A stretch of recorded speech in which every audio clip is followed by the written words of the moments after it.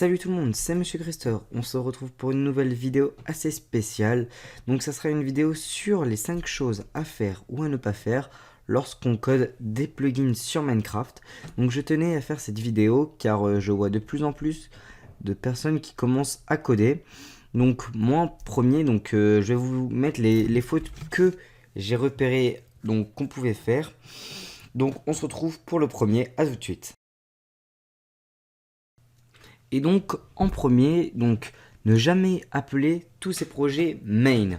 Car en fin de compte, cela va, en fait, le plugin, lorsqu'il va le charger, ça va chercher donc la classe main. Donc, imaginons que là, j'ai mes 3 classes main, il va charger en même temps.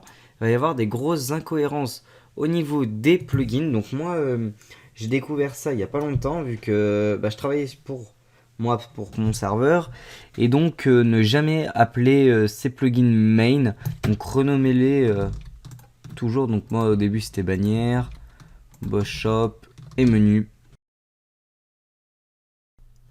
Et donc en deuxième, c'est lorsque vous créez un projet, donc là je l'appelais test YouTube, n'oubliez jamais de créer votre fichier votre plugin.yml, celui-là, car des fois lorsque vos plugins sont chargés, vous vous demandez pourquoi.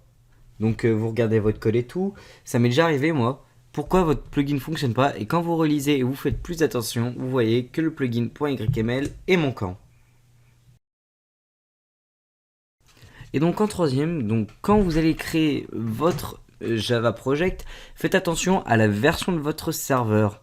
Donc souvent les VPS sont codés en 1.7 et vous, votre ordinateur, enfin si vous êtes en 2016, normalement vous avez fait toutes les mises à jour, donc vous devrez coder en 1.8. Faites surtout attention à ça, parce que des fois c'est pour ça que les plugins ne fonctionnent pas sur certains VPS.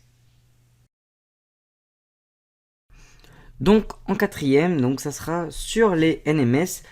Vérifiez toujours la version de votre Spigot qui est ici, parce que imaginons que c'est V1-8-R1 par exemple, et que vous utilisez le R3, le NMS va pas fonctionner. Donc faites très attention. Donc quand vous codez avec par exemple votre API Spigot, reprenez celle que vous avez installée soit sur votre VPS ou soit sur votre serveur dédié.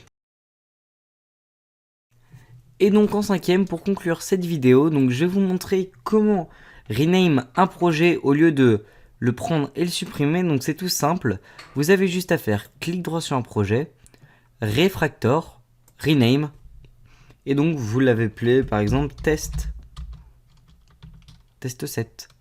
Voilà, donc j'espère que cette vidéo sur les 5 choses à faire ou à ne pas faire sur des plugins quand on code vous aura plu. Si oui, n'hésitez pas à liker, à vous abonner, et je vous dis à plus tout le monde. C'était Monsieur Christopher, bye.